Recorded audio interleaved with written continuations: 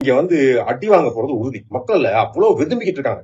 வீட்டுகள்ல கருத்து கணிப்பெல்லாம் ஆம்பளைங்க தான் வெளியே வந்து பேசுவாங்க, பொம்பளைங்க பேசவே மாட்டாங்கடா.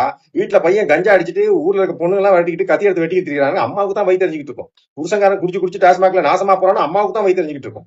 என்ன வெளிக்கு போன பொண்ணை தூக்கிட்டு போய் கற்பழிச்சு கொள்றீங்கன்னா எவ்வளவு கொடூரமான செயல். அந்த அம்மா வயிற்றுல அப்படி பெண் பிள்ளையை பித்து விட்டாலே வயிற்றுல நெருப்ப கட்டிக்கிட்டு இருக்குதுங்க அம்மா எல்லாம். அவங்களுடைய சினம் இன்னும் வெளியே வரலடா.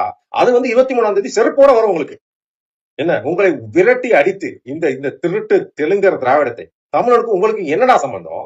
தமிழர் என்றால் இந்து, அதுக்கப்புறம் தான் கிறிஸ்தவர் இஸ்லாமியர்.